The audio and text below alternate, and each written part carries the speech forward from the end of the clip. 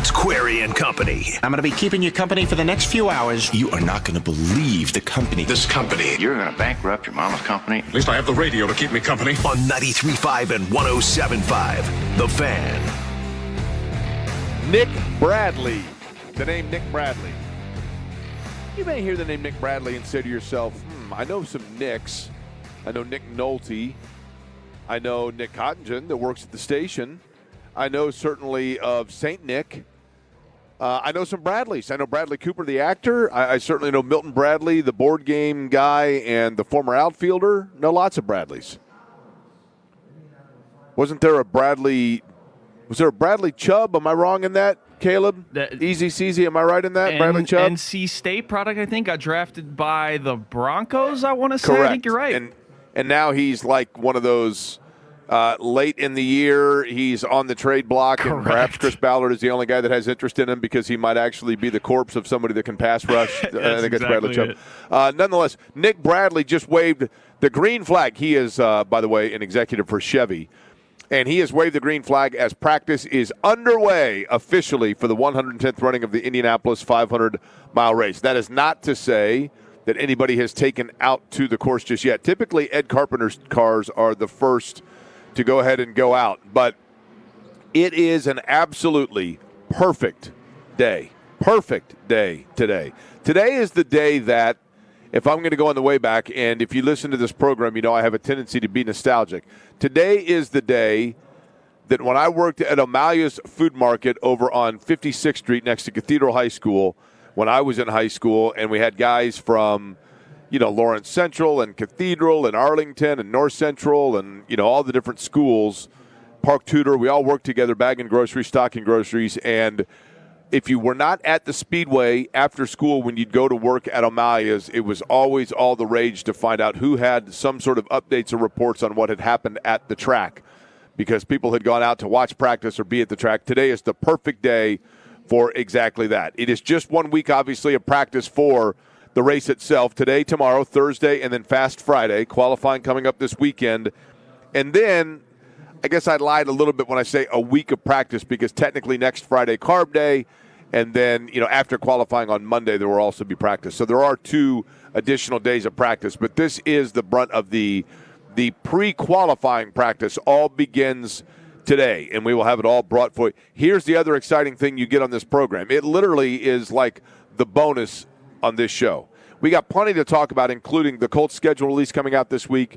We've got Pacers to talk about. Continuing as kind of the dust settles on the draft lottery situation and the NBA playoffs are in full swing, we can get into that. But the topic when it comes to the Speedway itself, here's the beauty, and this is an annual thing. This is not a new thing. There are great traditions at IMS. The tradition of camping out on the Coke lot. The tradition of J&V doing the takeover out here, and this year doing it from a more fan-accessible standpoint over outside near Georgetown Road. The tradition of somebody's styrofoam cooler breaking on your way in and seeing this mad scramble of Tetris of people jumping over others in an attempt to perhaps get that coveted warm can of Keystone Light. I mean, that's a tradition like no other at the Speedway.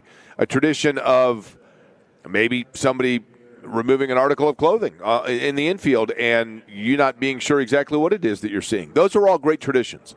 The swig of milk, this is the 90th year for that. Great tradition. And then you have the always fun tradition each and every year for the listeners of this radio show. We do it for the listeners of this radio program. It's a buy one, get one free. It's a buy one, get one free. You don't need a coupon. You don't need an Octave Verify, whatever it's called, in order to get this sent to your phone. You don't need the QR. Even though that's overtaking the country, you don't need QR. You don't need a code for it. You get the buy one, get one free of the dulcet tones of me doing this radio program, and then occasionally, about 20 minutes before the hour, hearing Brendan King, 90 feet to my left, screaming out his recorded update of what happens at the Indianapolis Motor Speedway at a volume level that makes Greg Rakestraw blush. That is the tradition like no other. So when you are listening to this show, you get the preview. You get the sneak preview of all of that. Isn't that right, Brendan? he very quietly says yes. Brendan King, who has decided to come out and grace us with his presence at the Speedway because he does not have to be a 2-week Florida Panther fan this year because they're not in it. At any rate, good afternoon to you. My name is Jake Query. Caleb Zuber is back in studio. We are, in fact, live from the Media Center at the Indianapolis Motor Speedway on this, the day that practice begins for the Indy 500. But let's go back to what we talked about yesterday. And I know we talked a lot about it. And I got to thinking more about the disappointment of it, of the Pacers and the draft situation. I got to thinking more about it. And as I was driving around and I was trying to figure out exactly what we were going to talk about today and how we were going to interweave it, last night something interesting happened. I had the unique, and I'm being serious when I say unique. My favorite driver of the Indy 500 when I was a kid, I had a couple. I really liked Al Unser Jr. because Al Unser kind of looked like my dad, and so I felt this connection to little Al. But amongst those, and I liked Al Unser for the aforementioned reason. But the driver that truthfully was my favorite that I've seen race at Indianapolis, and I truly think is one of the all-time greats to race here, is Roberto Guerrero. Roberto Guerrero in his first 4 Indy 500s finished second, third, fourth, and second. And in doing that, that's 84, 85, 86, and 87. And Roberto Guerrero then had a terrible accident in October of 87 in turn number 1 where he was doing a tire test, and he had a tire come off his car, hit the wall, and bounce back and ricochet and hit him in the forehead, and he spent 17 days in a coma. And then after that, still came back to become the pole sitter in 1992. A truly resilient story, and I thought just a phenomenal talent at Indianapolis. Now, there's a reason I bring this up when it comes to the Pacers and the draft lottery and what happened with Kevin Pritchard and all of that. In 1987, you've heard me tell this story before, Roberto Guerrero was entering his 4th Indy 500. He had finished second, third, and fourth in his first 3 races. And in 1987, it was going to be his day. It was going to be his day. Early in the race, a tire came off of Tony Bettenhausen's car. And it actually ricocheted in turn number 4 off of the nose of the car of Roberto Guerrero. Terribly, and unfortunately, it went into the crowd with a disastrous impact. And I'm not making light of that tragedy in any way, shape, or form to a race fan from Wisconsin that was struck by the tire in the crowd. But that tire hit the front nose of Roberto Guerrero's car, which is what caused it to go airborne. And there's an irony there also, considering what would happen in October of 87 with Guerrero. But nonetheless, Guerrero continued on, and he dominated that 87 race to a great extent. Actually, Mario Andretti dominated the race, but late in the race, Guerrero took the lead. And he had a lead by half to 3/4 of a lap. And he comes in for his last pit stop.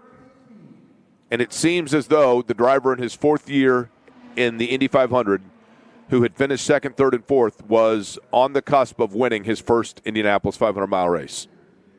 And Roberto Guerrero came in, I think it was lap 182, and he pitted.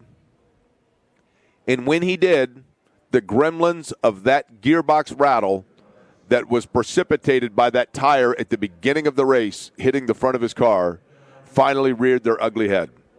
And as he tried to leave the pit box, there was just enough rattled loose in his gearbox that his car stalled. And he managed to go 10 feet, and then the crew had to push him back and try to push start him. He stalled it again. They finally got him out, and by the time he was leaving the pits, Al Unser Sr. came roaring around into turn number 1 to take the lead and win his 4th Indianapolis 500. It was a great fortune for Al Unser Sr. It was a terrible break for Roberto Guerrero. The reason I retell all of that story is because last night, as I was sitting there thinking about, whether or not the Pacers were going to long regret what happened by sacrificing their ability to pick in the top 5 of this year's draft and what it could have meant if they got a top 4 pick, and all that's running through my head. And I had sent out a message. I have never met Roberto Guerrero in person. I've had the great fortune, by dumb luck in my Walter Mitty life, of being able to meet several different athletes or people that were significant to the world of sport at the time of my upbringing and peak fanaticism. But Roberto Guerrero is one that I have not met. So I happened to message Roberto Guerrero to ask if he was going to be at the Speedway this year, because I've always wanted to have him come on the show and just talk about his career as a racer. And so last night, as I was sitting there thinking about the Pacers, I got the message from Roberto Guerrero that, no, in fact, he's not going to be here this year. But I'm looking at this message from Guerrero, and it reminded me of how sports sometimes just fall into the most random of fates. And you don't know when it is that gearbox is going to withhold for an additional 172 laps, and you don't know when it is that gearbox is suddenly going to say enough is enough. And that's the random nature of sport. And the Pacers played those odds not knowing which way it was going to be.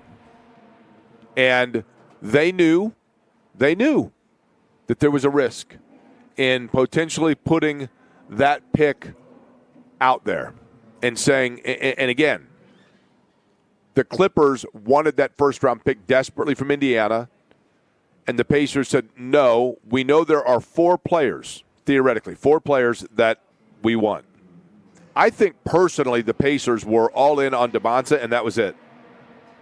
I think the Pacers basically, because the top 4 was, we know how the lottery worked, right? The Pacers weren't saying we need a top 4 because we feel we can still get a player at 4 that's going to be our guy. I think the Pacers were saying we want the chance at the number 1 because they wanted A.J. DeMonza, period. And so that pick, the Clippers said, we want him too. We want to get in on that party. We want in on that opportunity. So if we're going to make this trade, you're going to have to give us your first-round pick. Pacers said, we don't want to give you the first-round pick. Clippers said, okay, cool. Then you're going to have to give us Nimhart and Toppin. Theoretically, or an equivalent thereof, although I'm pretty confident in saying those are the 2 names that were most frequently requested.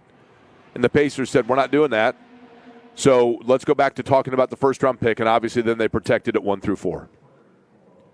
But during the lottery itself, and I don't know that I made this point yesterday, but during the lottery itself, as they were unveiling the way that the draft fell, and Chicago ended up in the top 4. And when they announced, and I can't remember, it may have been Atlanta or New Orleans or one of those, and Chicago. There were a couple of them in play.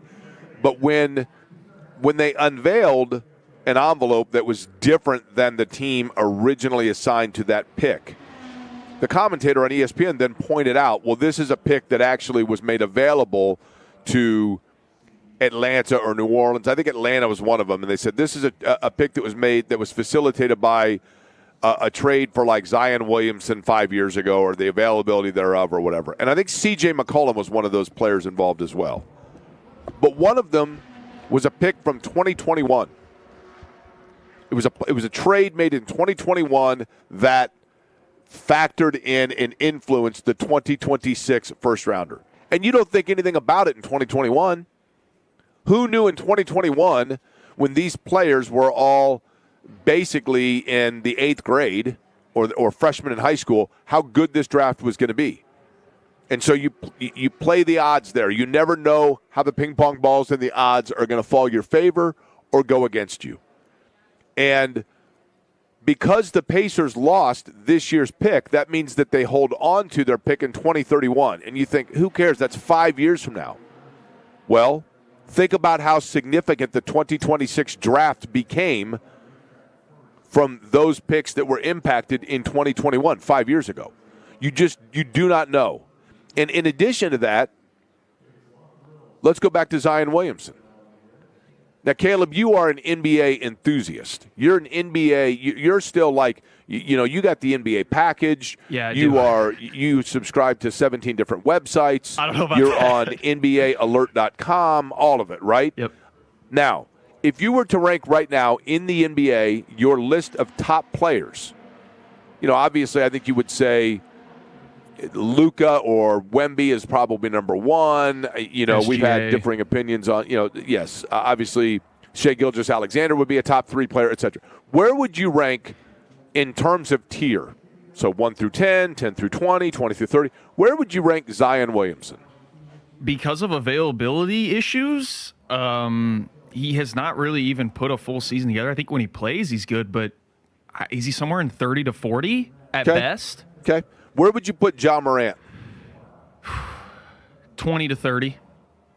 Where would you put R.J. Barrett? Oh, he did have a good series against the Cavs in this playoffs, but he's more 50 to 60.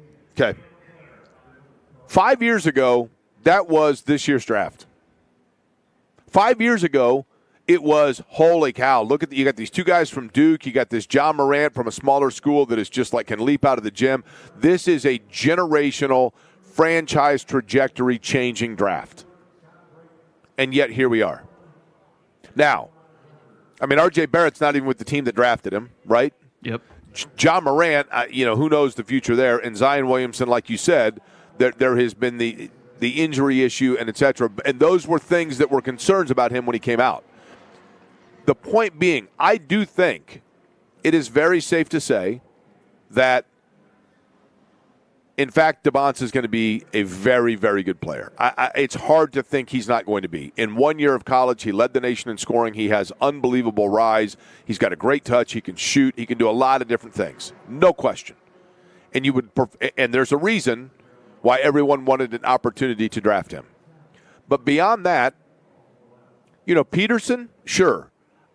Peterson, I'm told, is this phenomenal touch scorer. Now, he seemed, in the 9 times that I watched Kansas this year, he must have known I was watching and just wanted to play coy. I don't know. Because I saw elite spacing, but I didn't see necessarily elite touch. But more often than not, people can prognosticate and say this guy's going to develop into a great player, and oftentimes they do, right? So, okay, fine.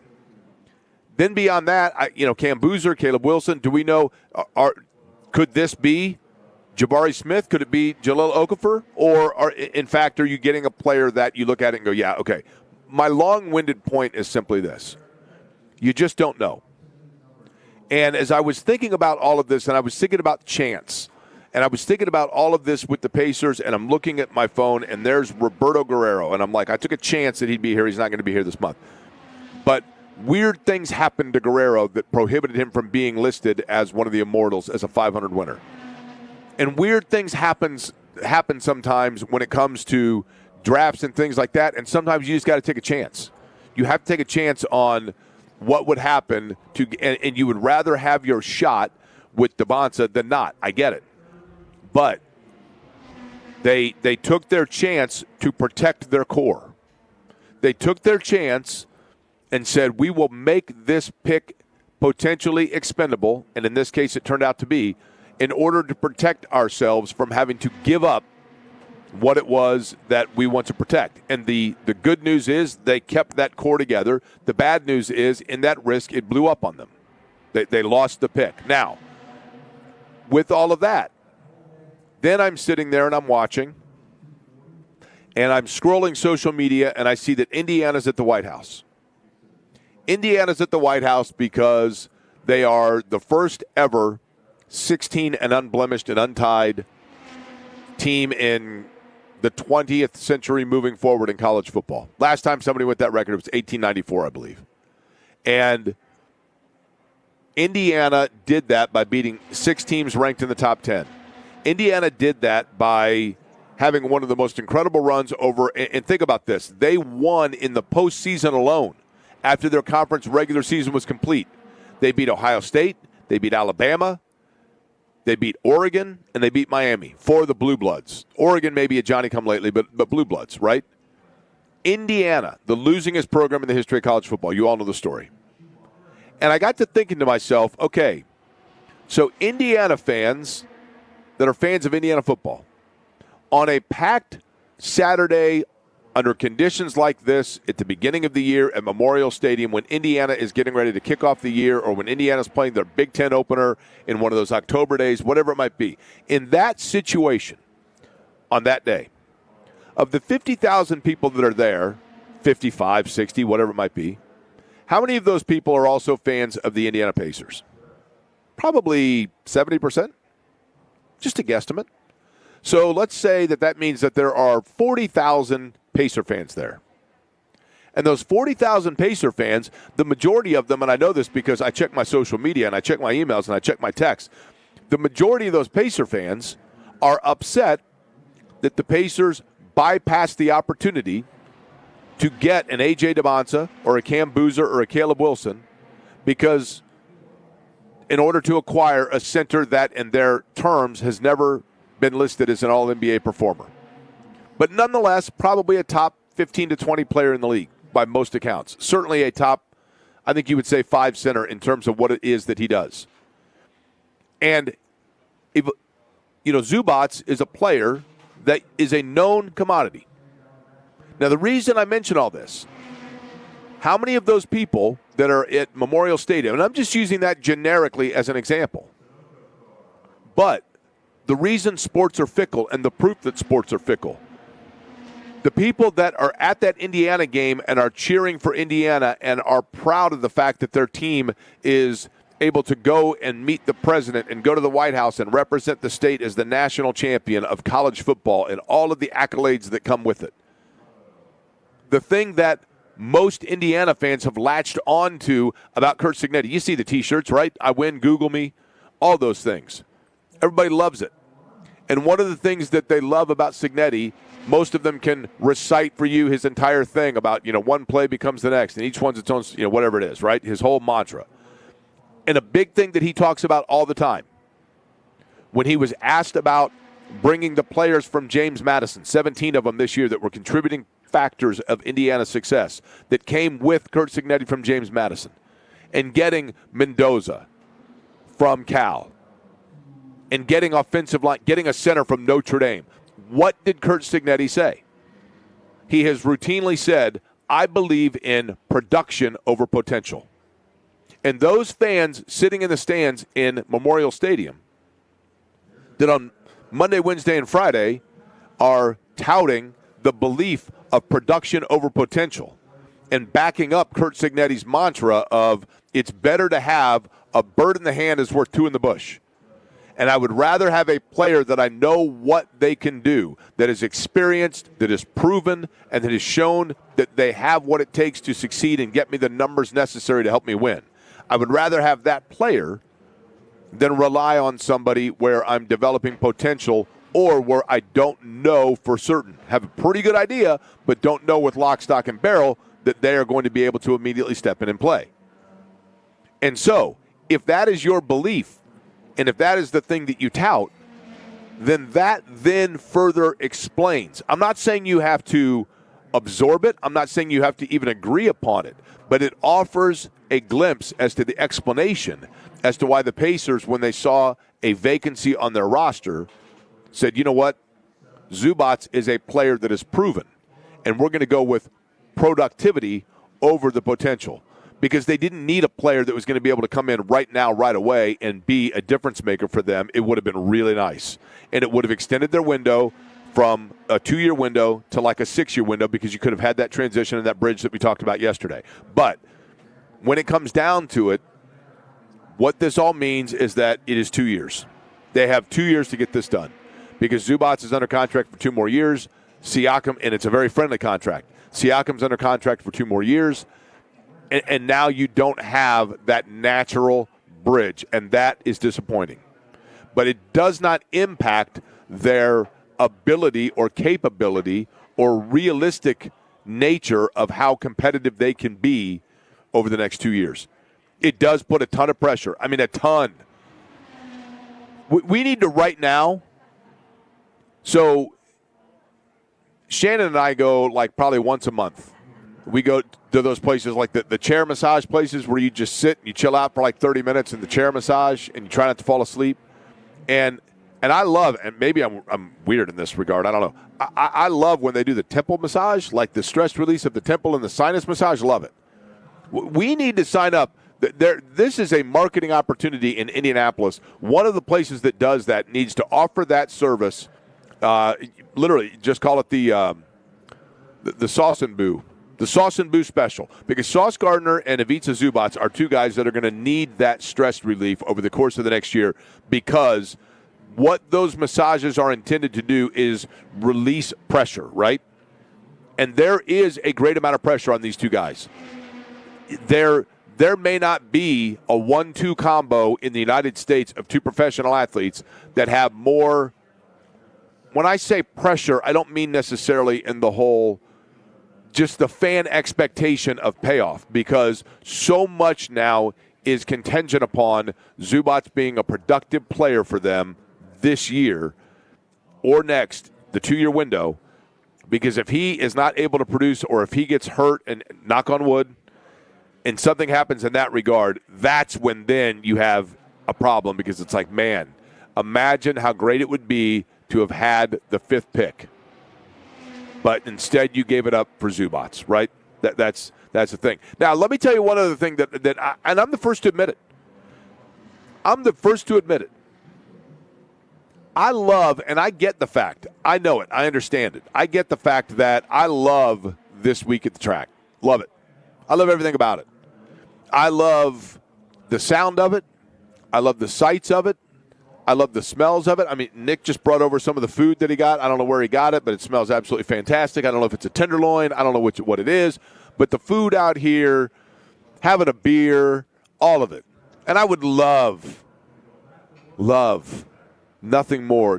One time, I just want to sit on the aluminum out here and drink an ice-cold beer and eat a tenderloin and watch cars go on the track.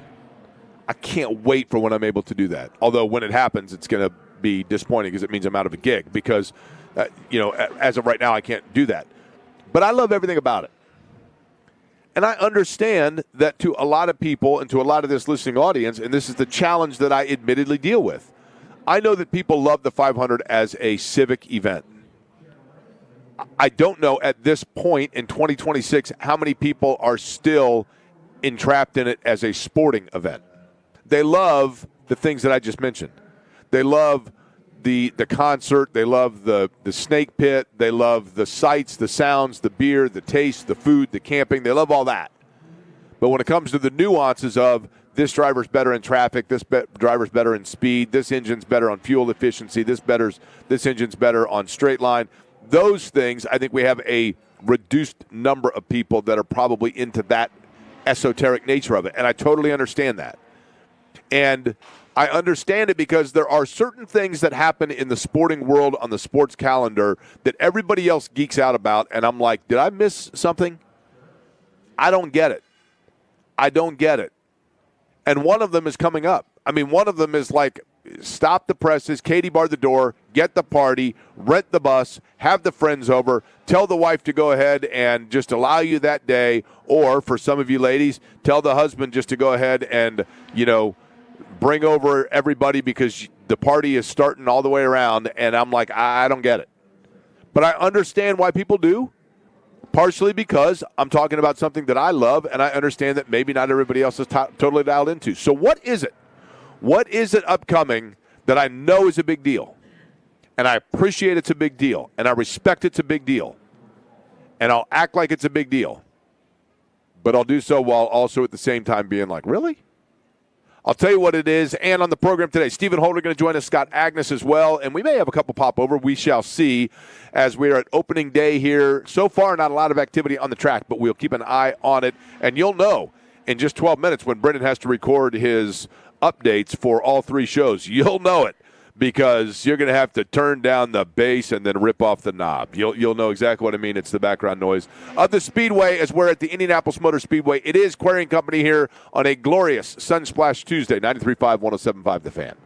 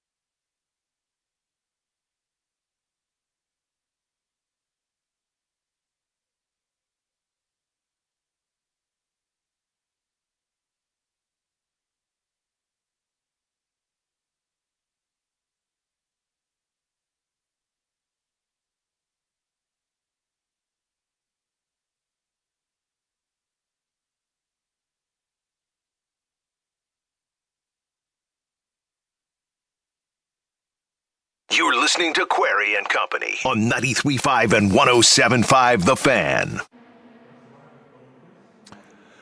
Hey, Jake.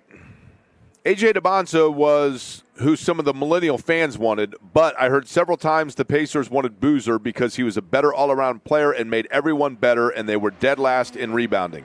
He would have learned under and replaced Siakam when he retires.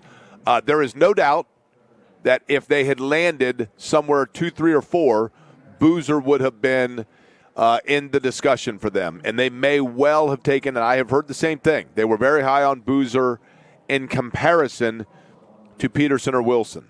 I think Wilson and Boozer would have been a very interesting study for them. I agree that they probably would have gone with Boozer because they feel like he's more immediately ready. But if they had the number 1 pick, and it's woulda, coulda, shoulda now, I realize. I mean, if ifs and buts were candy and nuts, we'd all have a Merry Christmas. But with that said, if the Pacers had number 1, it was DeBonza. You can absolutely take that to the bank and deposit it. And if it develops interest, that probably is the first time that any point that I have made does exactly that. So upcoming this week. Now, let me give you folks a little glimpse as to, my life. I got up this morning. I had to do something this morning. And so I was up early. And then I knew I had to come to the Speedway. But, I'm, like I always say, it wasn't raining when Noah built the Ark. And I was a Cub Scout, so and a Weeblo. So, I know about being prepared. Cub Scouts are always prepared. So I stopped in the office, stopped in the studio, and didn't expect to see anybody in there. As a matter of fact, it was just before the morning show began this morning. That's how early I was up. And so it was about 6:30. The sun was just coming up. It was glorious. I could tell it was going to be a great day. Really could tell it was going to be a great day. And I walked into the building, and there's no one there, obviously, but one person. And I was stunned by it. And I literally, it threw, like it startled me. And I walked in, and the new building that we're in, which is fantastic, the lighting is now motion sensor. So you walk into any room and boom, the lights pop on. So I walked into, aside from the fan studio, there's a small workspace for those of us on the radio station. And I walked into it, and the lights popped on. And then I had an oh my goodness jump back. And then you can imagine, for the person that was sleeping in the room, the feeling they had of the oh my goodness. I mean, literally 2 people that were not expecting to run into another human being, and yet here it is, and oh my goodness. And then naturally, both of us are saying to one another, what are you doing here? Now, for me, it was, well, hey, I got a full day ahead of me, and I've got to pick up a few things to make sure that I'm good on remote. But what are you doing here? And Caleb, I was stunned. I was impressed that you were spending the night in the studio because you were so fired up for this. But when you told me that the reason you were in the studio is because you wanted to make sure that you didn't miss any sort of bulletin or alert for your favorite upcoming day, your Christmas in May, if you will, of the NFL release, and you have the schedule release, and you've been camping out inside our building for the week in preparation for this. Now, we got videos yesterday from Eddie. Eddie is on his way to Hawaii. I have no idea who booked his travel, but Eddie literally flew from Indianapolis to Denver, from Denver to Colorado Springs, which is like a 15-minute flight. Then from Colorado Springs, they're flying from there to Flagstaff, Arizona, and then from Flagstaff to San Francisco and San Francisco to Honolulu. It's like the most circuitous route of all time. So I'm looking at the updates from Eddie, and I get that Eddie's got this, not sleeping, they're losing bags. I mean, all hell's breaking loose on his trip. But I was stunned to find out that you were so pumped up for the schedule release day that you've been staying and sleeping in the building in case anything comes from the Colts as any sort of a tip of the hand as to what's going to happen for the Colts schedule release. People go crazy for this. People have parties for it. The teams all send out fun and exciting memes and everything else to let everybody know what their schedule is. And I'll be honest with you, I don't get it. Now, is that an example, Caleb, that I'm just jaded? Is that what this is? Okay. I mean, I don't know how you even got any sleep. Yeah, I was here so early because I wanted to greet James Boyd when he walked in the door and see if he knew anything that was leaked. Does he know the schedule already? Being a beat reporter for for the Colts, I was just trying to greet him. I'm so excited, Jake. Okay. So and he had nothing, excited. right? James had nothing either, right? Yeah, he didn't have anything, sadly. Which he's got to be better. He's got to be better. Okay, so let me ask you this, and enlighten me here if you could. Okay. The release comes out when? We will know the schedule when? Thursday at 8 p.m. and it's on ESPN. So, and there's already leaks coming out from all these places. All of the like primetime games we know, right? Well, and it was funny in preparation for this. I was seeing if any Colts games had gotten leaked, and I don't know. Maybe it's a signifier that everybody really is not looking forward to Colts football this year. Outside of Indianapolis, because none of their games have gotten leaked. Only like the primetime games and primetime slots. Those are the ones that usually get leaked. Not any Colts games. Okay, now hold on. So Alexa Ross is over here from CBS 4 and WXN. You're primarily CBS 4, but I buy one, get one, Fox 59 as well, right? Okay, so I'd like to know this, Alexa, because we're talking about this. On a scale of 1 to 10, you got to be honest. We're in the trust tree here, okay? Yeah, that's okay. On a 1 to 10 scale, your level of enthusiasm, excitement, and I can't sleep until it happens for the Colts schedule release is what? Okay, so 1 is not at all, and 10 is like I'm bouncing off the walls. Correct. Day of my Correct. life. 4. I'll take a 4. And that's just general NFL schedule release as a whole. I think that, especially because we're dropping these nuggets of things that we know and are. So that's what. If you really wanted to be, now I flunked algebra 7 times, dropped it the other time, so I took Perfect. it 8. Okay, so I'm not. By no means am I a Mensa member here. Okay, but I'm feeling like, you ever done Wordle? Yes, I have. Okay, so when in Wordle sometimes you will intentionally submit a word that you know is not the right one, but just to use up a bunch of letters to see where they may be, right? Yes. So I feel like this is like Wordle in the fact that if you really scientifically wanted to do it, you could just figure out, because of all of the like big, special, exciting games that they've already leaked. Totally. You can then plug in the rest and fill it out and win your $1 million in the Colts contest, right? I was going to say, it's like a game of Sudoku. It's the same kind of thing. That's right. It's exactly very similar. Yeah, it's the same kind of vibe. I think that it's fun to find out a couple things. Like, I'm glad to know that Buffalo opening their season in the new stadium is against the Lions. Like, that's cool. Love to know that. That's great. It's a primetime game. Cool. I don't need to know every single primetime game that has been dropped. And by the way, I do feel like, and it's 2026, I realize, but is there opening a new stadium between Detroit and Buffalo is like the futility bowl, isn't it? Yeah, you'd say so. I think that.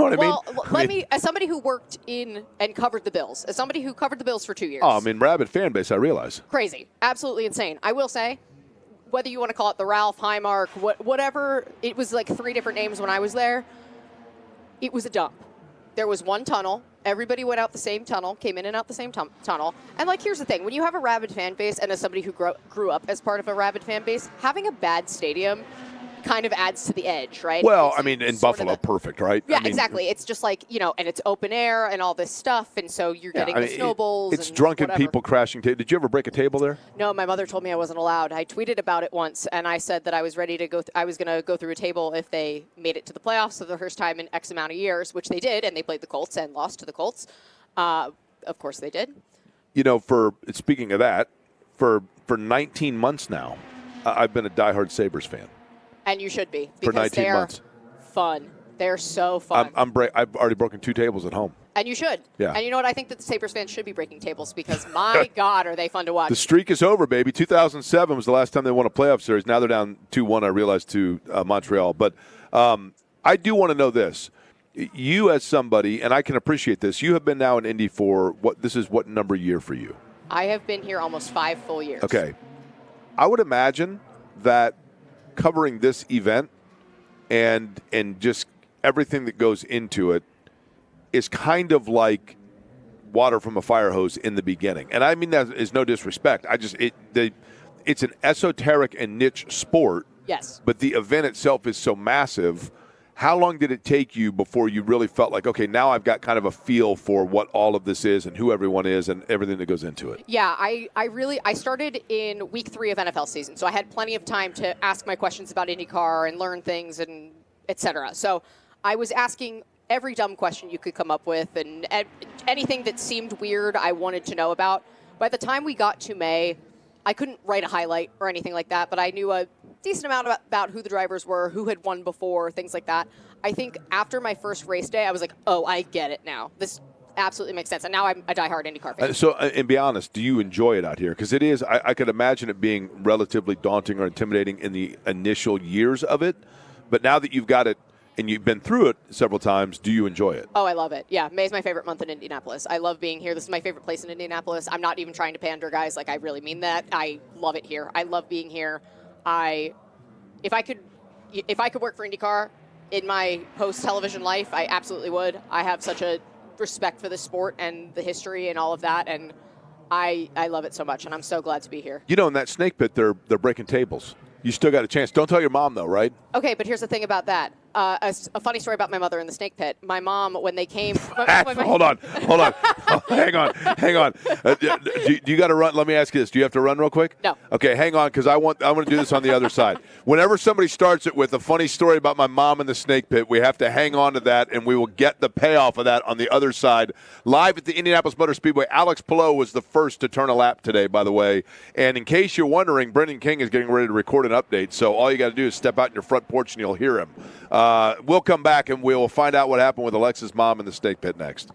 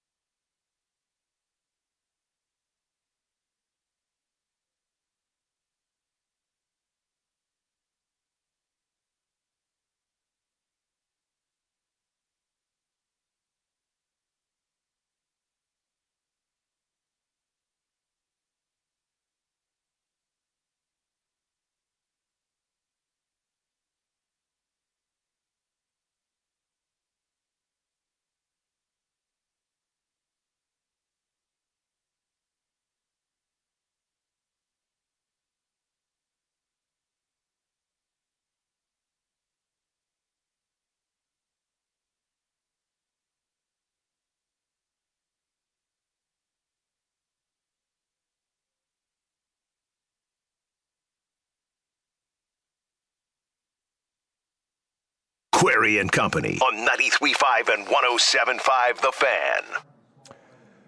At the Indianapolis Motor Speedway, live from the third floor. As a matter of fact, right now, Pato O'Ward is the fastest of the day. Remember what Graham Rahal told us. Start looking at speeds late on Thursday, and then Fast Friday when they get the extra boost. You get a pretty good idea, but as for right now, there have been a handful of cars out on the track. Pato O'Ward, again, the fastest of the day. Alexa Ross is here from CBS 4, and your mom is a legend in the snake pit, right? Yes, absolutely. So my parents, I'm from Philadelphia. My parents knew nothing about this when I moved here. And when they came out for the first time, I took them to the museum. And they were like, oh, this is super cool. How cool, whatever. We go to the gift shop. My mom sees a snake pit t-shirt on sale. She goes, that's super cool. I'm buying it. I was like, Mom, you know the snake pit is like a giant EDM concert, right? Yeah. Like this is, I was like, this is track affiliated, but it's not like the stuff we were just looking at, right? And she was like, oh no, but it's so cute. I want to buy it. Okay, fine, whatever.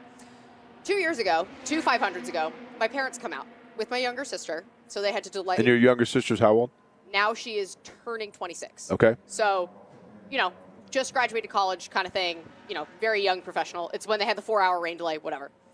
During that time, my parents came over here, and my mom goes, wait, where's the snake pit? In her snake pit shirt. And I was like, you want to go over there? She was like, heck yeah, I do.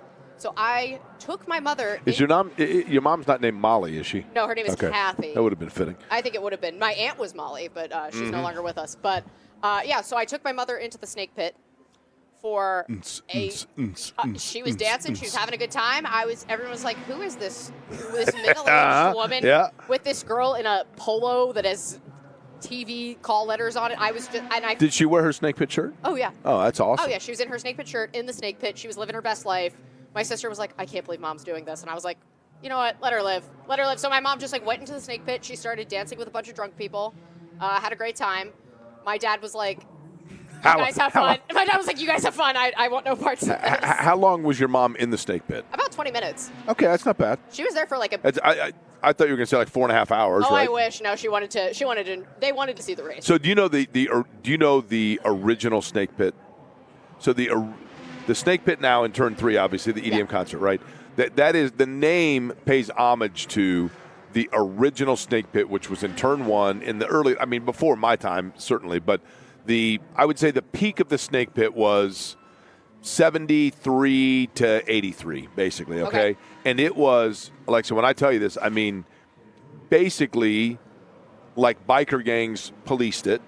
Nice. Law enforcement went nowhere near it, and it was just martial law, and it was nothing but clothing optional, mud exceptional, bikes, beer, brawls, and I mean, I'm not going to use the B word for female body parts, but that as well, right? Well, yeah. Yes. And I mean, just complete mayhem. And I think we should bring it back, personally. I think we should bring back the... let's go, right? I think we should bring Look back at you. I think we should bring back the height of the snake pit. Are you wanting us to, like Kiss? What kind of music do you want? Instead of EDM music, are you looking for... I love classic rock. Are you kidding? I would love... That would be nuts. I want to know this, Alexa Ross, if you could go right now, if I said to you, okay, we would even put a band back together, whatever it may be, give me the bands that you would most want to see in concert, you go with who? Are we talking dead or alive as well? Yes. Okay. I feel like the Beatles is obviously one. Okay. But I feel like that's kind of a throwaway answer, so we can...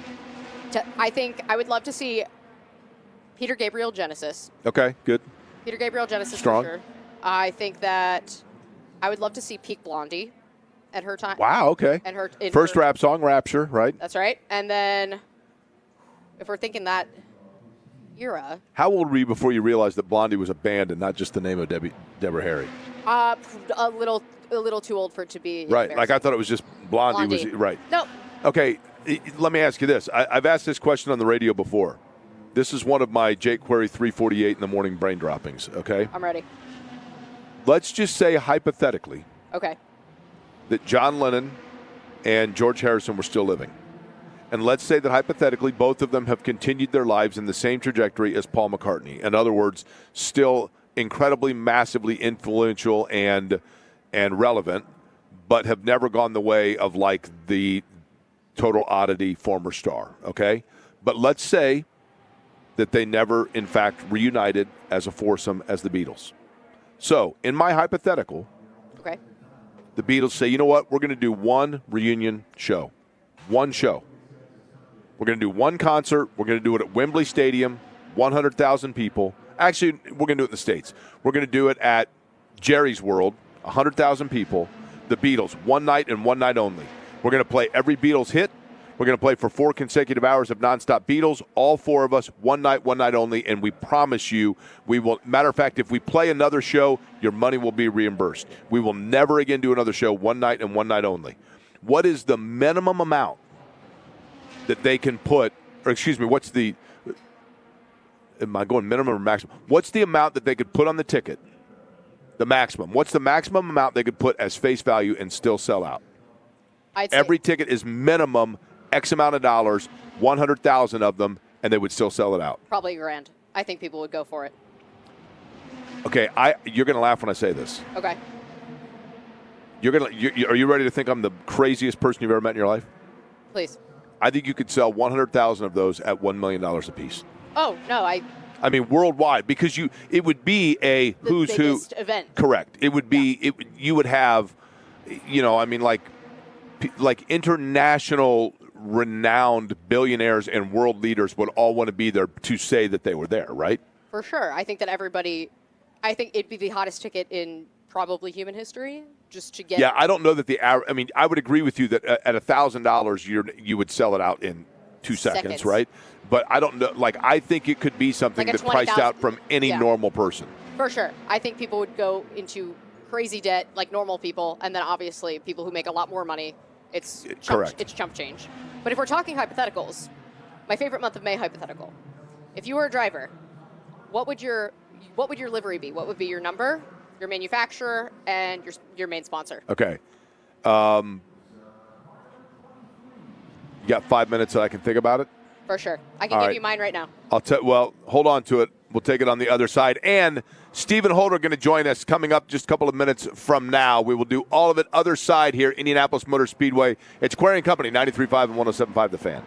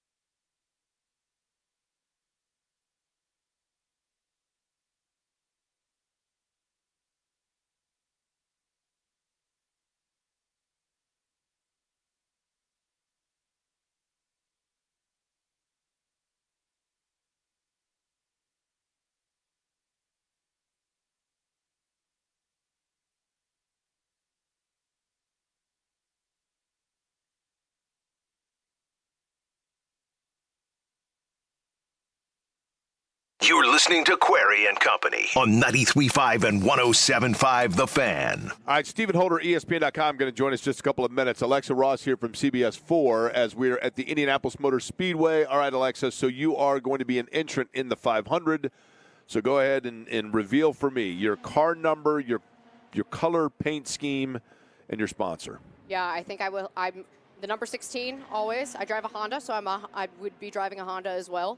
And, I think it's a toss-up. We started talking about alcohol brands in the break. I think the Tito's vodka, the Tito's vodka machine would be very cool. But my first thought would be the Costco. What? The number 16 Costco Honda. The nice thing about that is your fuel would be a lot cheaper, right? Oh, yeah. That's where I've been buying my gas. That's where I've been getting my gas right now. Of course. Okay, so why number 16? Number 16 has just always been my number. When you're in elementary school and they assign your name and number just so that they can keep things easy and in track, I was always 16. Okay. Always. So I would go car number 3. Okay. And here's the thing. I'm probably obligated to say, it goes without saying, I would be driving, and I'm not worried about the engine manufacturer as much, but I would absolutely be in the number 3 Surfside Chicago's Pizza DeLara. There you go. I love Surfsides. I love Surfside. Well, you're from Philly. Yeah. That's where they originated, right? Surfside is my I don't know if you know, but drink of choice. the new Super Light, I don't know if 4 different flavors, Alexa, that you can get for the Super Light, which is just 90 calories, no bubbles, no carbonation, so smooth. And then it goes without saying, the iced tea and vodka, the lemonade and vodka from Surfside. The right? Iced tea, that iced tea is chef's kiss. All right. Well, Alexa, we'll look for the coverage. I know you were you were the orchestrator of the bullpen interviews earlier today. Everybody excited to get out there, and we'll look for the coverage as well. Stop by anytime all week. I'll be here all week. I'll see you then. Treading water all week. All right, Alexa Ross from CBS 4. Let's talk about that Colts schedule release because I am on pins and needles with it. Stephen Holder, ESPN.com, is here. Stephen, if you were going to be an entrant in the Indianapolis 500-mile race, what car number would you pick? Let me ask you that first. So the pinnacle of my basketball career was probably junior high and JV. Okay. And so I wore number 30.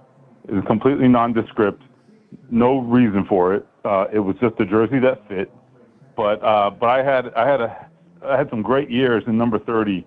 So I would say number 30.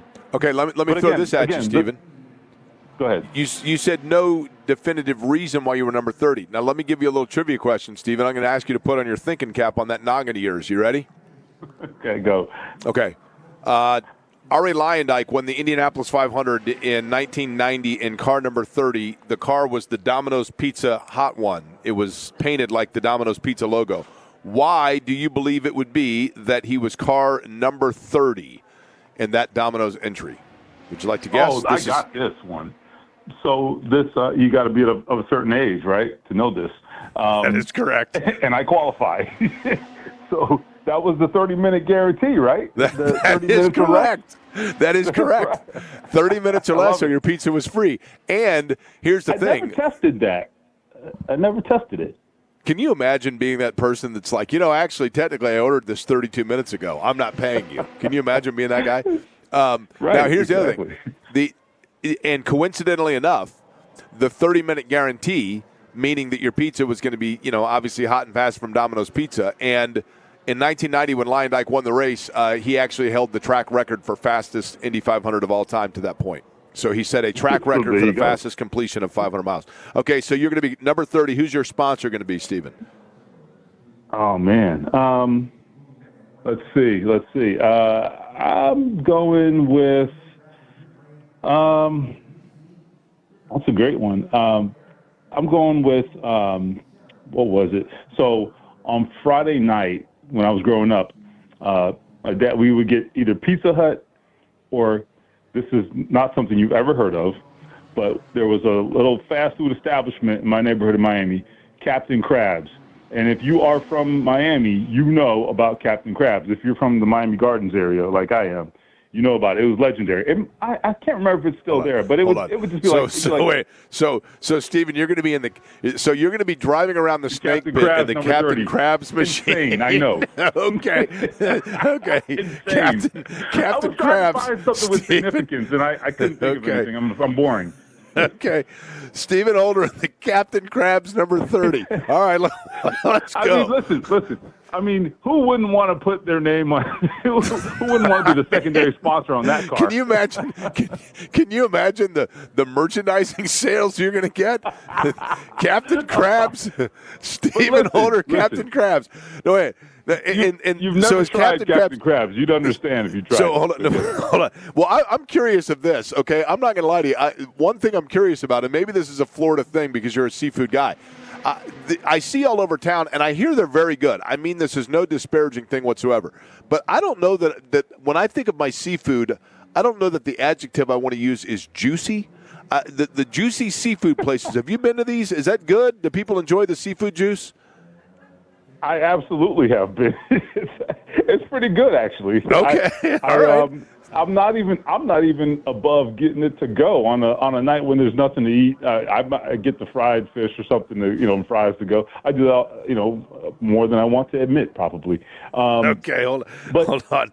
Now, but no, they got the seafood boil too, and that's the juicy part. The whole seafood boil. So lastly, and most importantly, then, do you have an engine manufacturer that you would like to enter your Indy 500 entrant in?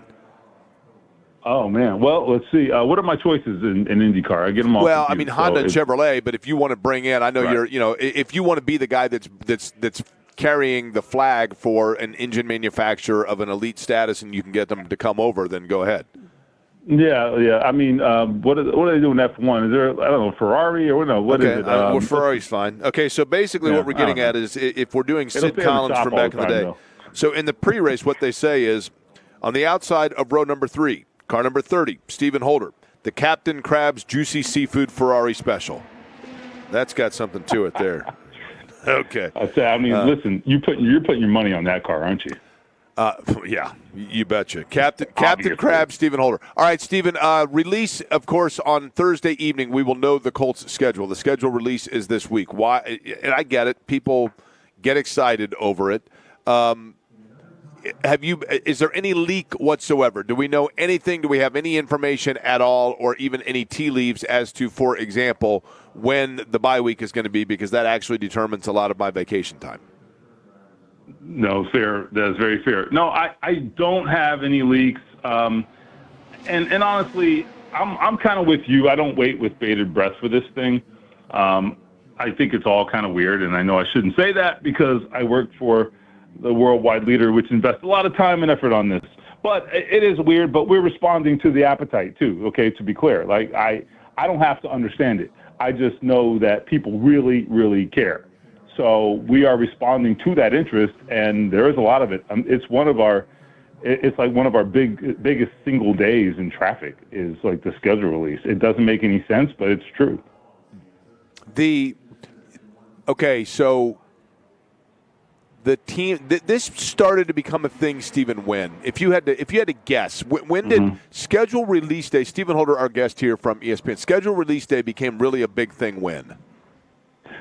That's a great question. I don't know exactly, but I feel like it was probably 10 years ago. I mean, it was always a thing. Don't get me wrong. Like it was always, somewhat of an event when it was released because people, which makes sense, wanted to see it, right? That totally makes sense. But in terms of it becoming sort of this event that was teased weeks out and these leaks, where in some cases the league is just previewing some matchups and those kinds of things.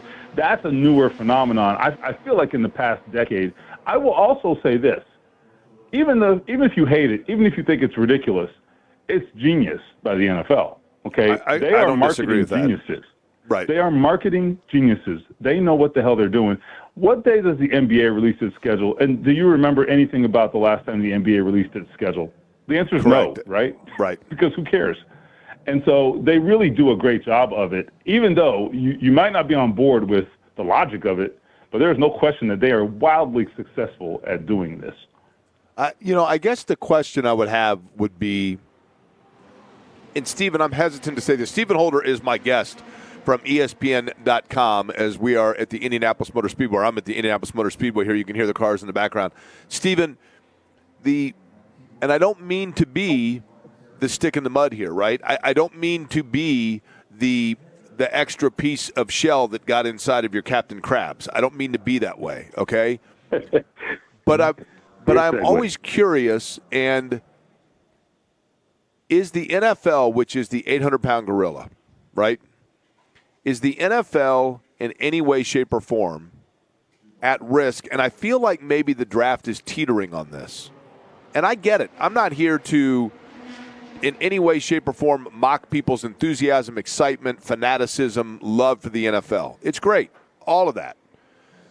But I do wonder if they themselves are a little bit naive to or muted or blind to the potential of oversaturation that then will have that backlash effect, which naturally we see with any athlete that is, LeBron James, Tiger Woods, Danica Patrick. I mean, I can give you a long list of athletes that when they first hit the scene and were new and a phenomenon, everybody was all in. And then all of a sudden, one day at the same time, it was like eating Cap'n Crunch where everybody's like, I have a weird film on the top of my mouth and it feels like it's cutting my mouth. And so enough, I'm done.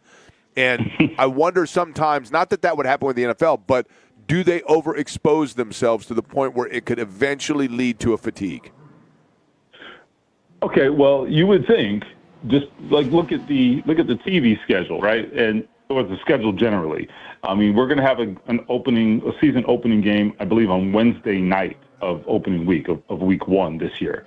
I think that's the Australia game. I mean, that sounds on its face absolutely ridiculous, right? Like, what a stupid thing to do. And you know what? The ratings are going to be crazy. I have no doubt. And this is the thing, like the marketplace keeps responding to this. If it wasn't, then I would say that makes total sense. But whether it makes sense or not, the marketplace does respond. And so they just keep pushing further and further. I don't think they have found the limits of public interest in the NFL yet. They haven't.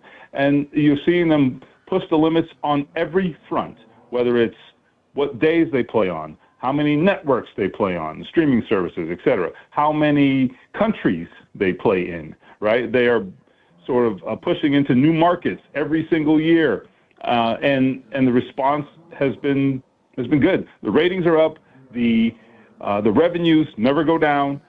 They have a cash cow, and where the line is, I don't know, but they have not found it yet.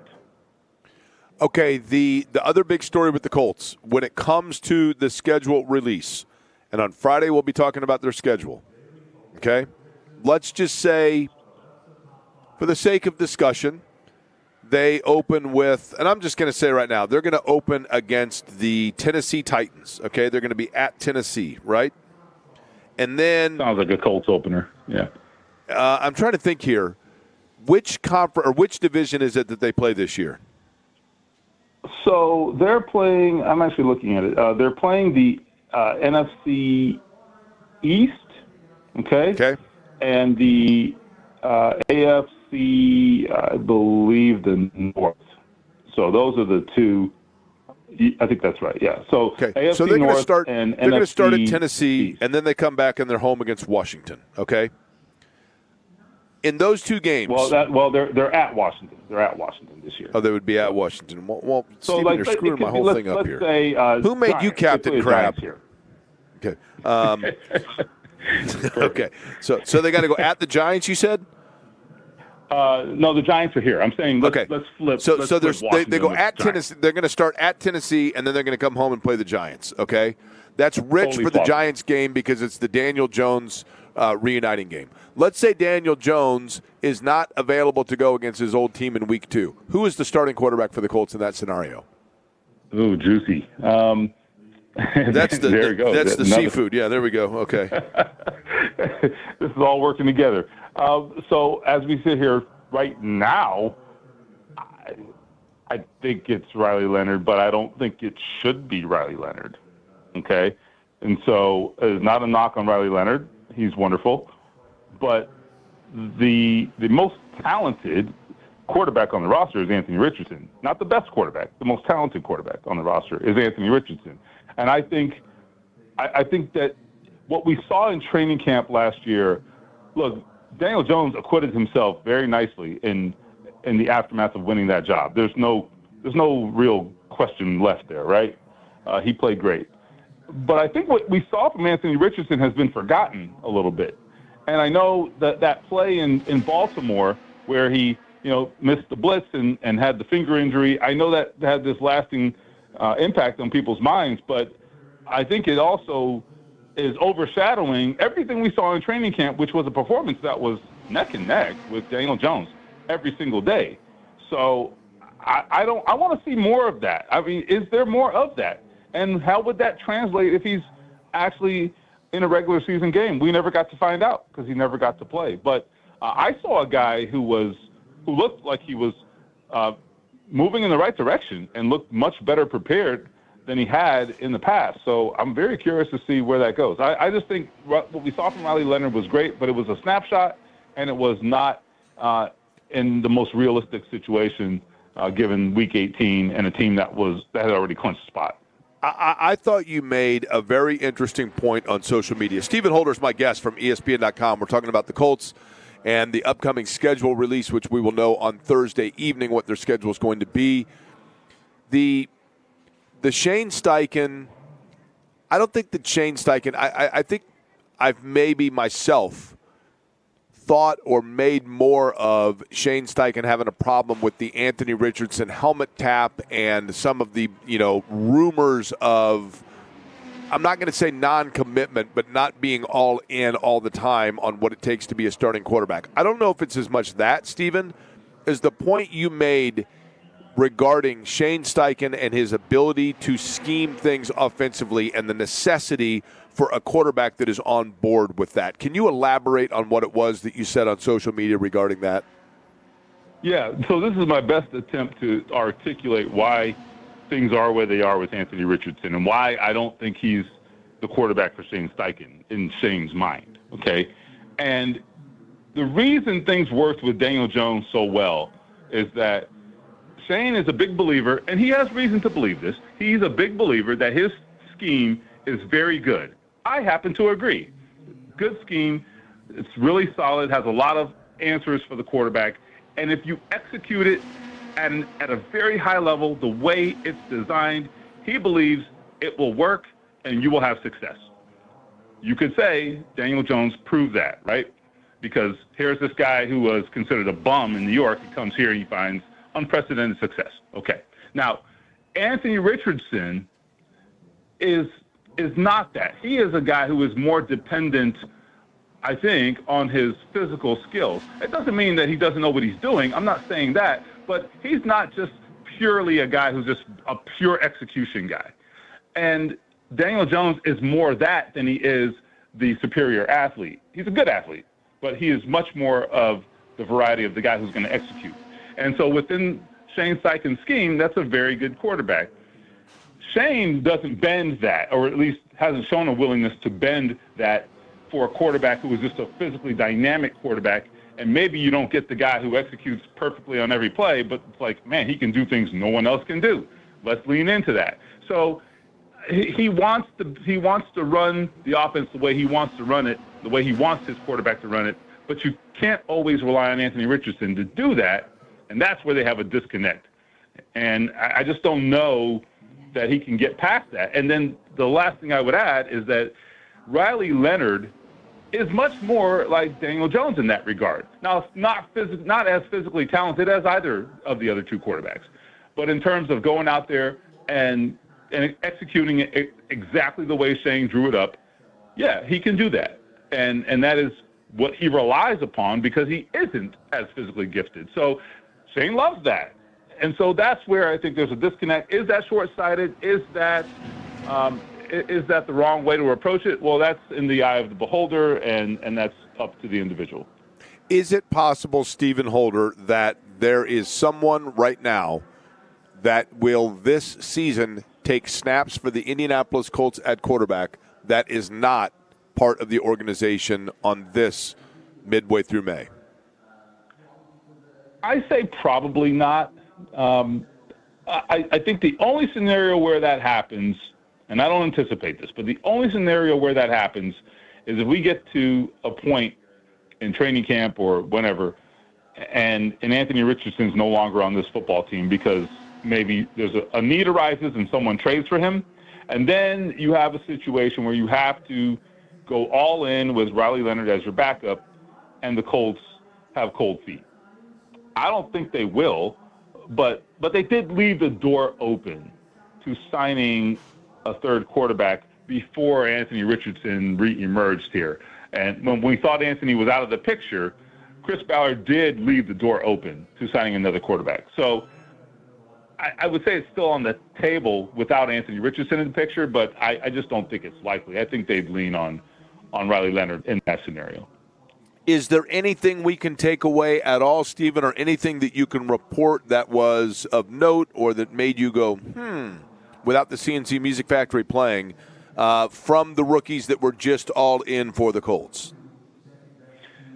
No, I would just say that I do sense that they have a really mature group. I did get that sense. Now, that doesn't necessarily translate on the field to anything, but I think just in terms of interacting with them, I thought a pretty mature group. I mean, C.J. Allen is not here to be your friend, okay? He is not here to give great quotes.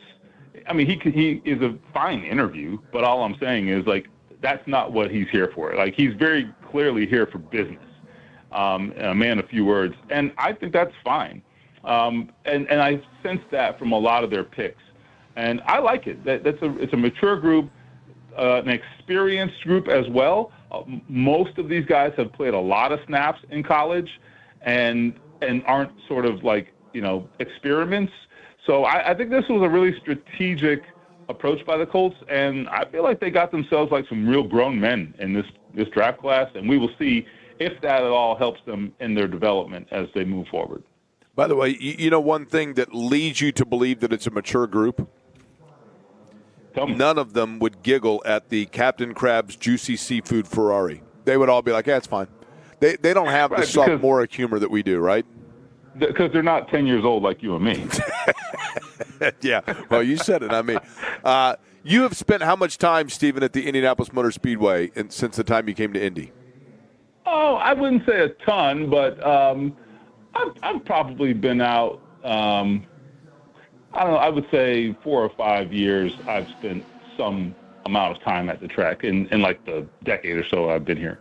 And that's you were there just to kind of check it out and walk around capacity, or were there in a freelance work capacity? Both. I've worked it, and I've also been invited out for practice and what have you. So, yeah, I mean, a little bit of both. I mean, a couple of years ago, I discovered the suites, where those suites where, you can kind of like host events and that kind of thing. So we had a group that I'm a part of. There was an event there during one of the practices, and I was like, this is the way to do it. Yeah, so that was fun. I would do that. So you were invited to a suite, or you rented a suite? Like, what kind of money is ESPN throwing around here? I was part of a group that was attending an event there, yeah. So okay. I had nothing to do with it other than being part of the organization. Fair enough. All right. I mean, I didn't know what kind of sponsor money Captain Krabs is throwing around. You know what I mean? I didn't know. Listen. You got to get in on this, man. I'm telling you. Number 30 car is where it's at. Captain Krabs Juicy Seafood Ferrari of Stephen Holder in car number 30.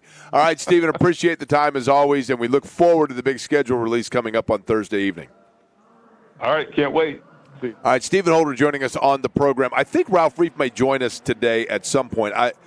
Notably, I'm curious about, and I know that now it's not as applicable a conversation because of the whole nature of Darren Peterson not being on the board for the Pacers. But the creatine thing to me was interesting because we seem to go in ups and downs and yin and yangs and ebb and flows when it comes to nutrition and people putting things in their body from a workout standpoint. I thought Ralph could add a lot of perspective to that, and I think we may do it in a little bit. By any chance, do you happen to have, Caleb, please, the breaking news sounder?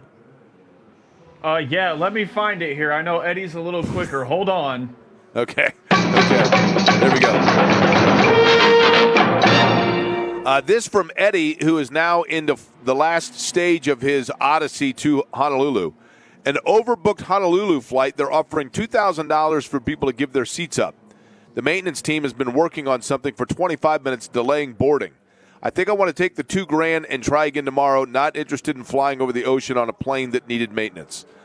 Every plane that you fly on at some point needed maintenance. That's the one thing I will say. Here's the only thing I would warn against when it comes to the seat options for the $2,000. It's very tempting. It's very tempting.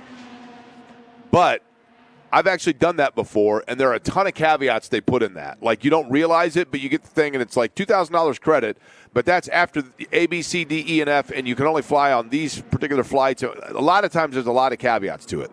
But when I did it, I got a voucher. I had forgotten about it. True story, I had forgotten about it. I was moving. I found the voucher on top of my dresser. That tells you how often I clean. And it expired in like 6 weeks, and I had never been to Las Vegas. So I'm like, well, I guess I'm going to Vegas. I went to Las Vegas by myself. I was 24 years old. I stayed at the Holiday Inn Circus or something like that on the main strip, and was like, I'm just here for 2 days, knew nothing about Vegas, was totally by myself. First day I went and was watching craps, and I'm like, I have no idea what's going on here. And there was a dude next to me, kid you not, that was also watching, and he was from Iceland. And he stayed over 2 extra days after our work convention, and we introduced ourselves and hung out the entire weekend just running around, gambling and having beers and walking around the strip and soaking it all in, and it was awesome. It was absolutely awesome. So in that regard, something good can come of it. But I'm going to text Eddie and let him know. Is he in Colorado Springs? Is he in Denver? Like that I also. don't know. Yeah, I don't. That's also a good question, because he went from Denver to Colorado Springs, which is ridiculous. That's like flying from Indy to Muncie. And then he was going from Colorado Springs to Flagstaff to, I think, San Francisco to Honolulu. I think it's one thing to be in Vegas, right? But another to be in Flagstaff, Arizona. No question. I've never been, you're near the Grand Canyon at least. I think we should have him take the delay and just see how long we can actually keep. I mean, he's off for the next 3.5 weeks anyway, so there's no rush in getting over there, right? No rush. I guess. All right, we'll see if we can catch up with Ralph, and then also Scott Agnes is going to join us coming up at the top of the 2 o'clock hour. Halfway through here on a Tuesday, opening day at the Speedway. We'll get you caught up on speeds as well when we come back.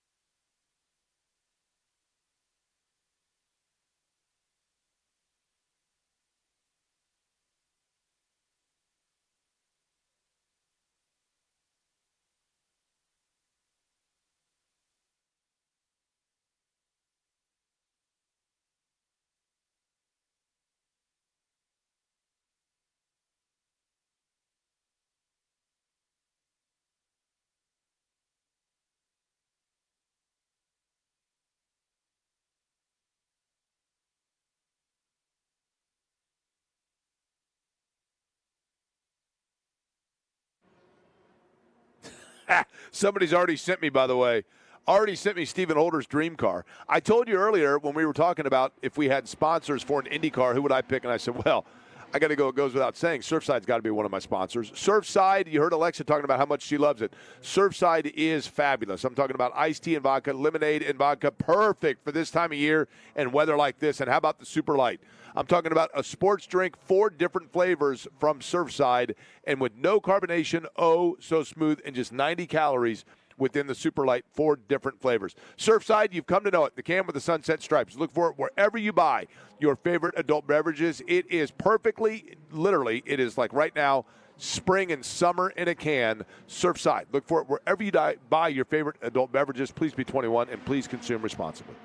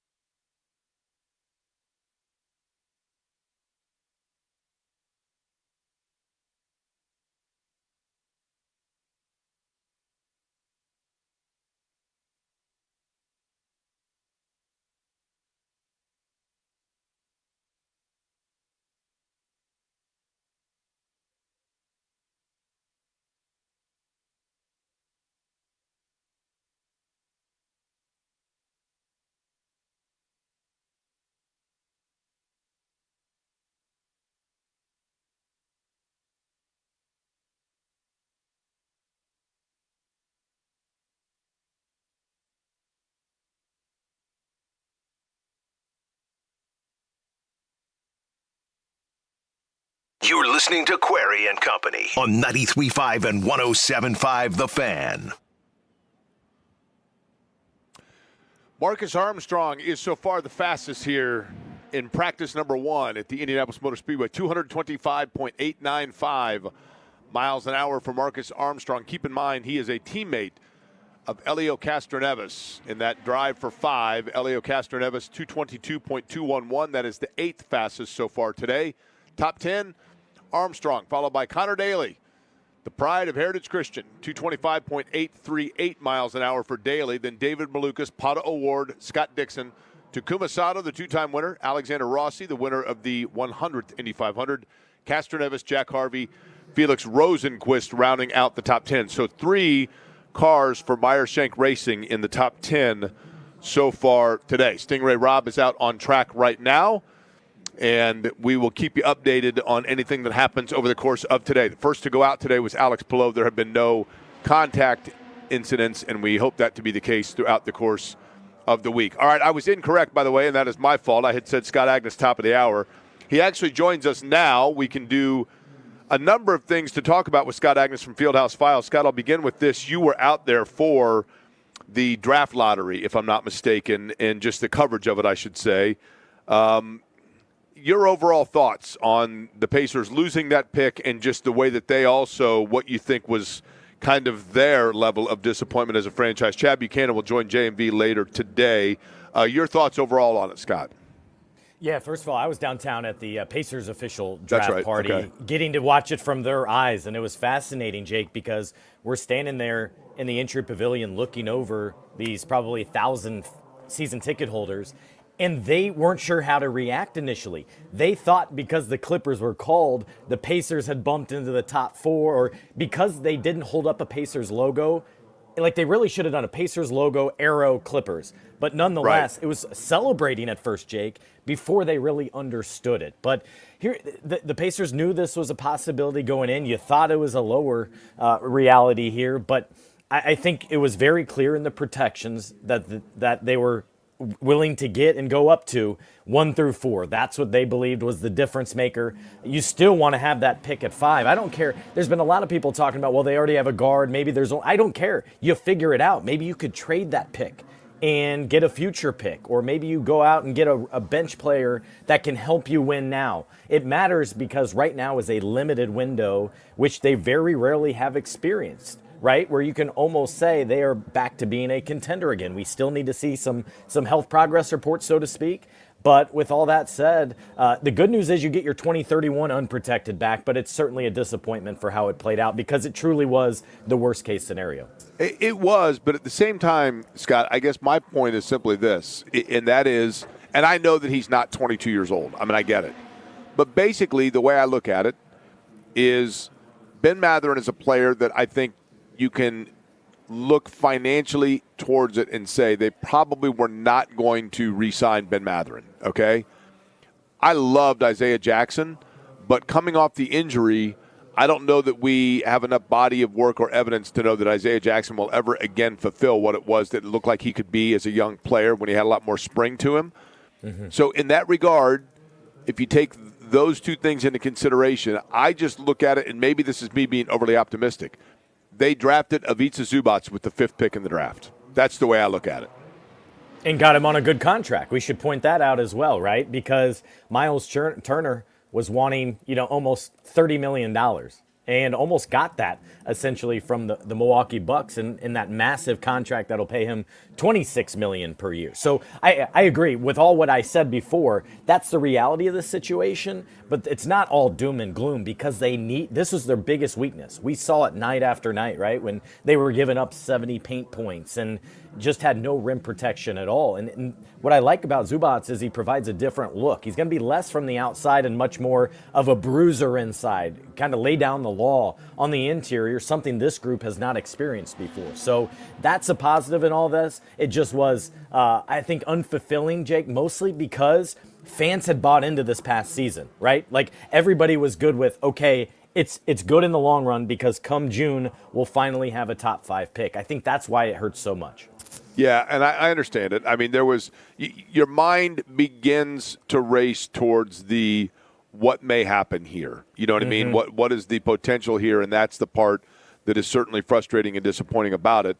How long do you think, Scott, it will be? Because there is going to be with Zubats, and unfortunately they didn't really get a chance to do it this year, not just because Zubats was sort of the end of the year, but Halliburton was also not available. So when you factor in those things, next season, how long do you think it will be before whatever tweaks Rick Carlisle has made to the offense becomes as fluid as what we saw at the end of last year in the way that offense played?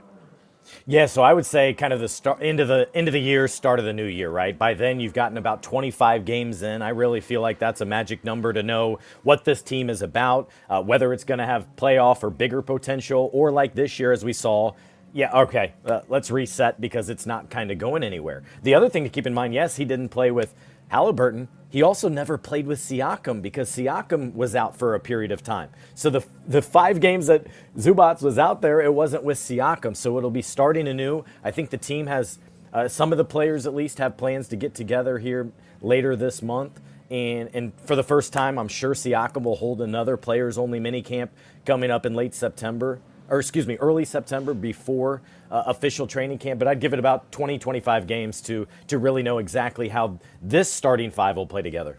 Scott, if you were going to be in an Indy car, what number car would you go with? 13. Car number 13. Who's your primary sponsor? Apple. Okay, that's not bad. You got a secondary sponsor? I always try to think Toyota, even though that makes no sense, right? Toyota's your engine manufacturer. We'll give you a Toyota, even though they're not in. They're trying to get back in, so we're going to use you. So you're in the Toyota. I need one more secondary sponsor from you, though. Taylor Swift. Let's go. Okay. I was going to say, let's go Lily. They're spending all kinds of money right now, so I'm going with Lily. Okay, Lily. So you're going to be you're in the 13 Apple Lily Ozempic Toyota, right? Is that right? Yes, I like it. Okay, it's sleek and fast because I don't know if Ozempic's their one, but like one of those they're making a bunch of money off of. So there we go. So Scott Agnes in that. Okay, that's not bad. Scott, the first year you attended the Indy 500 was what year? Ooh, I don't remember exactly, but I'll probably say it was 99-ish. Who won? I don't even remember. Scott, come on, man. Because I don't remember what year. I don't remember the first year I went. It's a rule of thumb in Indy that you're supposed to know who won the race the first year you came, right? Come on. I might have to go back and do some research. Kenny Breck, by the way. Kenny Breck was 99. Okay, thoughts on the Fever first game? Obviously, disappointment to lose a game that close, but overall thoughts? Yeah, I was not entirely surprised, both because Dallas is way better and way better coached than they were previous years. We got a glimpse of that a couple weeks ago when they were here. The Wings were for the preseason. For the Fever, they're just not whole right now. And that's what, to me, it comes down to. We need to see them what it is. And you didn't have your starting forward in Monique Billings. She's expected to return here soon. Nothing major, just a tweak of her right ankle, something she's experienced each of the last couple seasons. And then the other thing, Jake, I point to is Lexi Hull. She's the best defender on the team. Not starting. She's on a minutes restriction, missed basically most of camp outside of doing some drills and shooting. So she needs to get that hamstring right for a team that has focused on defense throughout camp. That was the disappointing thing. I also don't think Caitlin Clark, Kelsey Mitchell will miss those wide open shots they had at the end of the game and combine for 4 of 19 from 3 in a game. They make one, you go to overtime. Scott, what's next in Fieldhouse Files? I'll have a wrap-up of what just went down with the draft lottery, and you'll appreciate this. I'm here in Washington, D.C. I attended this ceremony as IU football kind of put a cap on the 2025 season. It was my first visit to the White House, so I want to take fans with me. Yeah, I mean, obviously, for any team to be able to have that opportunity, pretty darn cool. No question about it. All right, Scott, we'll look forward to it. Appreciate the time as always. You got it. Enjoy the track. Thanks, Jake. All right, Scott Agnes joining us from Fieldhouse Files. When we come back, we're on the third floor of the media center. That's supposed to mean that it's media members only and, some level of decorum that comes with it. But just like old times out here, I guess. Should I say he's back? Dare I say it? My nemesis, but also partner, joins us on the other side. Ralph Reef, I think, going to join us as well. We continue from the Indianapolis Motor Speedway.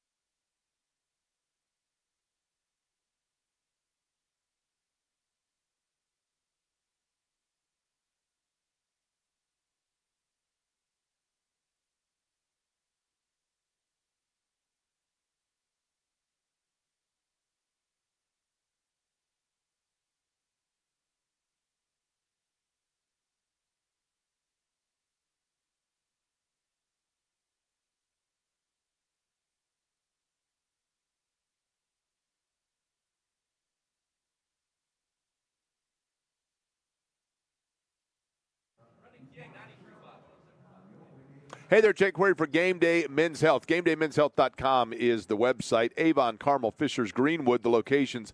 Love Game Day Men's Health because, guys, no matter what it may be that you're just feeling that midday or even that midlife, dare I say it, slug, right? Maybe you feel like you need a nap in the middle of the afternoon. Might have a testosterone issue, low testosterone. Testosterone therapy might be best for you.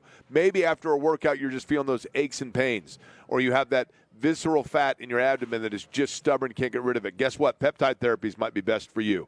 Weight loss injections as well. When it comes to the things that you guys want to feel to get back in the game, to get back to that feeling like you got that extra spring in your step, that's where Game Day Men's Health is there for you. And the best thing about Game Day Men's Health and GameDayMen'sHealth.com, you can look at all the services they provide, find one best for you, consult with your primary care physician if you'd like, and keep in mind they have FDA-approved pharmacies, very relaxed environment, great folks at Avon, Carmel, Fishers, and Greenwood for Game Day Men's Health. And they come up with a game plan designed for you, not a one-size-fits-all. That is key. Game Day Men's Health. Go to their website, look over everything they have, and make that consultation, free appointment to go in and look over and find out what's best for you. That's Game Day Men's Health, GameDayMen'sHealth.com.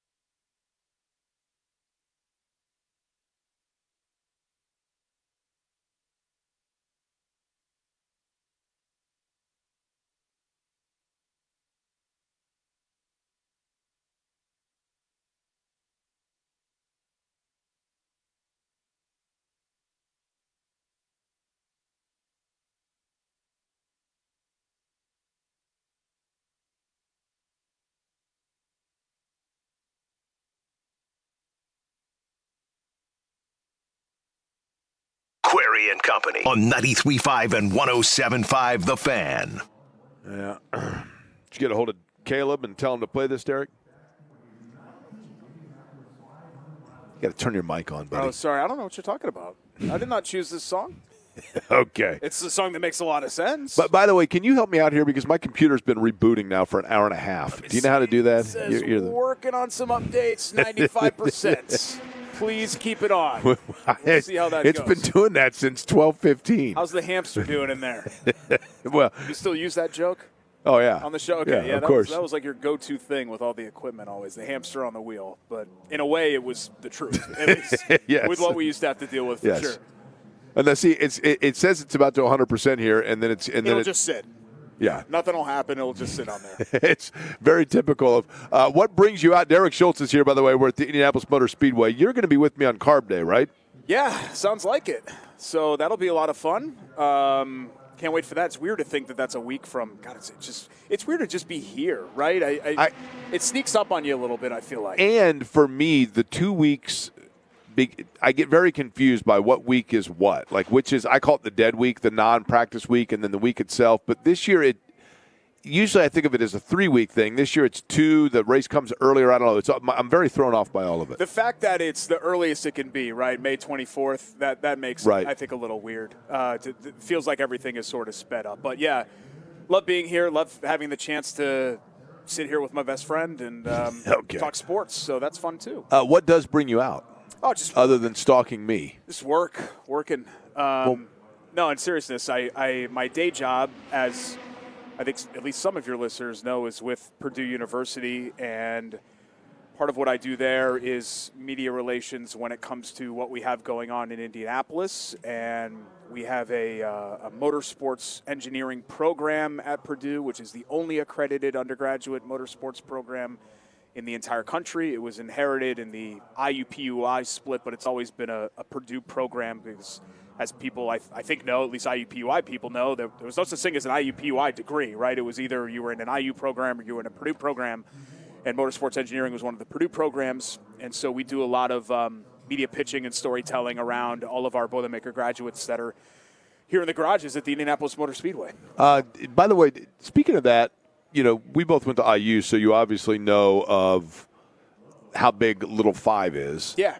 Do you now have a better appreciation or understanding as to not just how big the Grand Prix is at Purdue, but also exactly what you're talking about in the fact that it's kind of a breeding ground for a lot of guys and gals that go into motor racing, right? Yeah, no question. Because not only people that are specifically in motorsports engineering, but even like any mechanical engineering or some of these other disciplines that at least sort of touch motorsports. A lot of those kids are involved in the motorsports clubs and things like that. We have Indianapolis students that go to West Lafayette and compete against their colleagues and things like that. So it's great. I'd never actually been to the Grand Prix because it always landed on Little 5 weekend when I was an undergrad at IU, but now I've had the chance to go a couple of times since being under the Purdue umbrella, and it's a lot of fun. In terms of being out here, actually, when you think about the years that we've been out here and you've done shows or you've just been a part of it or you're camping, whatever it might be, growing the mustache, all of it, what's your favorite memory from here? Man, my favorite all-time memory from here. That's tough.